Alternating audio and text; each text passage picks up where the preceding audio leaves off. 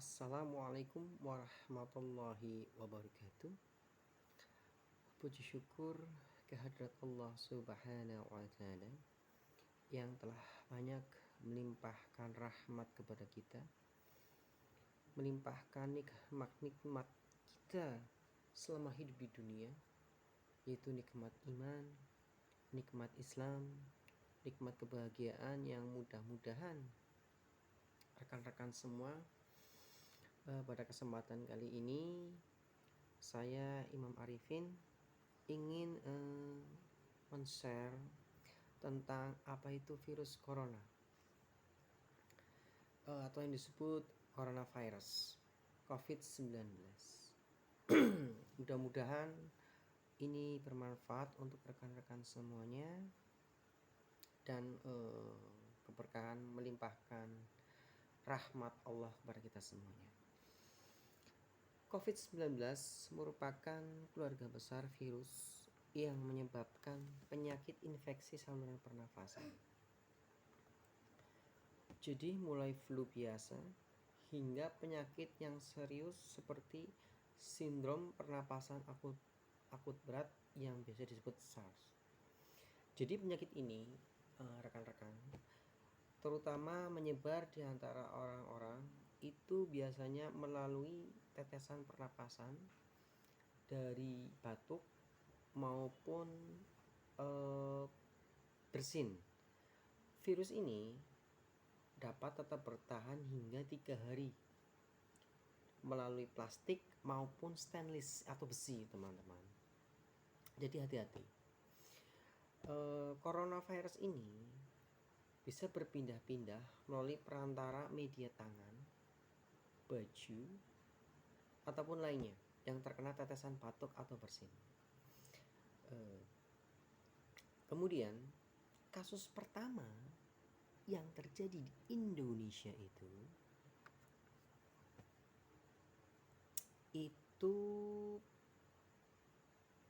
diumumkan terdeteksi oleh Indonesia itu pada hari Senin 2 Maret 2020 tahunnya 2020. Itu seorang ibu usia 64 tahun beserta putrinya yang berusia 31 tahun.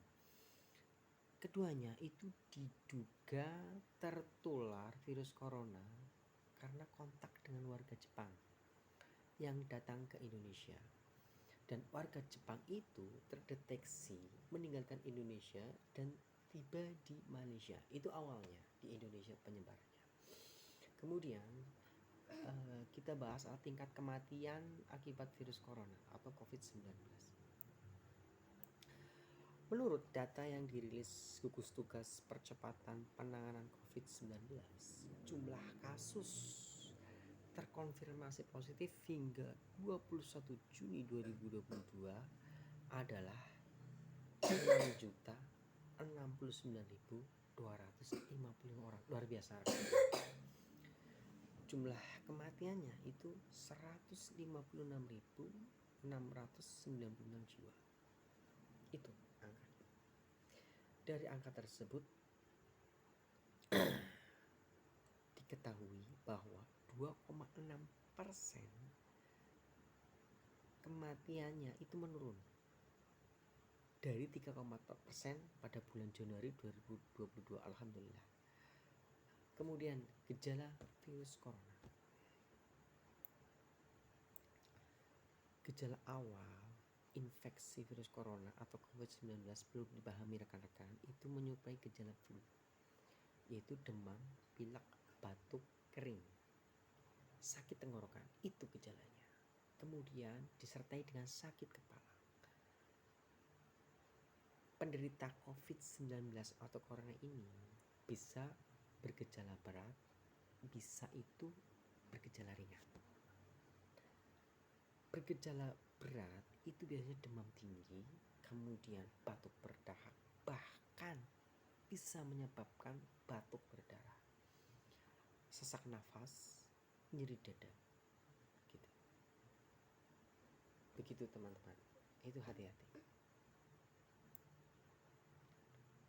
Kemudian beberapa orang yang terkena virus ini ada beberapa gejala tambahan yang menyertai.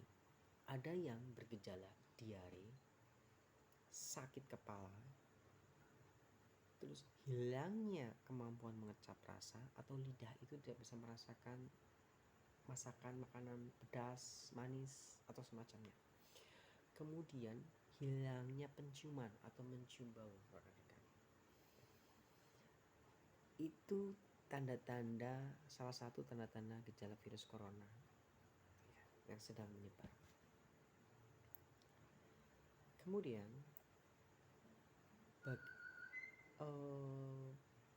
salah satu juga ini seseorang tertular COVID-19 itu tidak sengaja menghirup percikan ludah atau droplet, teman-teman, yang keluar saat penderita COVID-19 itu batuk atau bersin.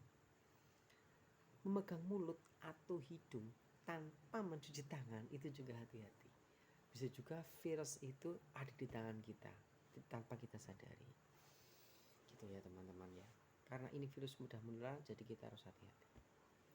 Kemudian bagaimana pengobatan virus corona itu atau COVID-19 itu pada pasien untuk gejala ringan ya atau tanpa gejala? Dokter menyarankan untuk isolasi mandiri di rumah sambil tetap melakukan pengawasan diri, teman-teman. Ataukah nanti akan bergejala berat atau hanya sebatas gejala ringan saja yang bisa diatasi dengan obat-obat yang bisa kita peroleh di apotek. Biasanya itu pereda demam, teman-teman. Oke.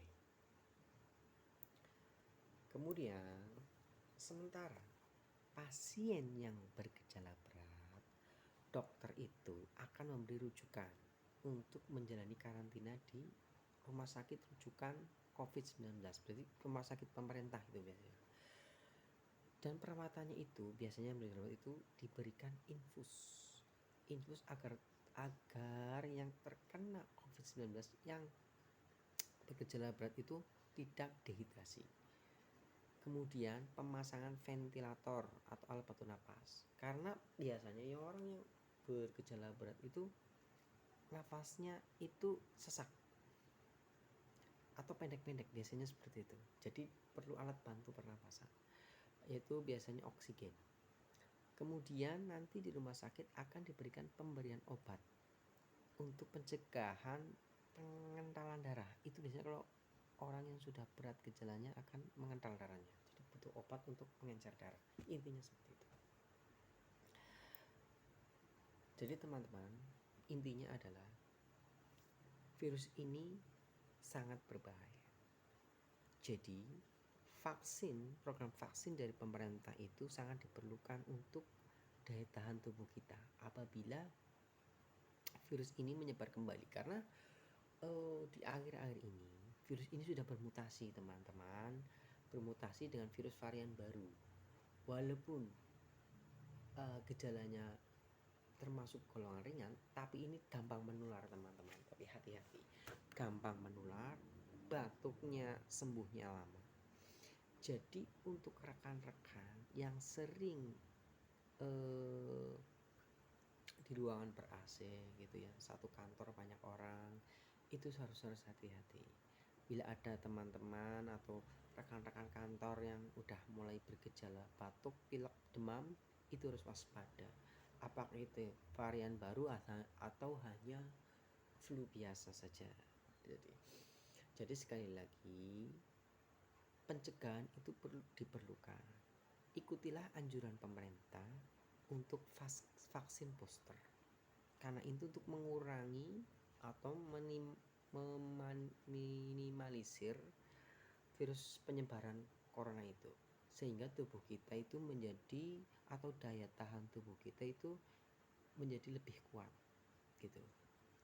Demikian rekan-rekan yang bisa saya sampaikan, mudah-mudahan ini bermanfaat dan menjadi ilmu untuk kita semua. Menjadi kita tahu bahwa virus corona ini virus yang sangat berbahaya. Semoga ini menjadi acuan, dan mohon maaf apabila ada kekurangan dan kata-kata yang kurang berkenan. Wassalamualaikum warahmatullahi wabarakatuh.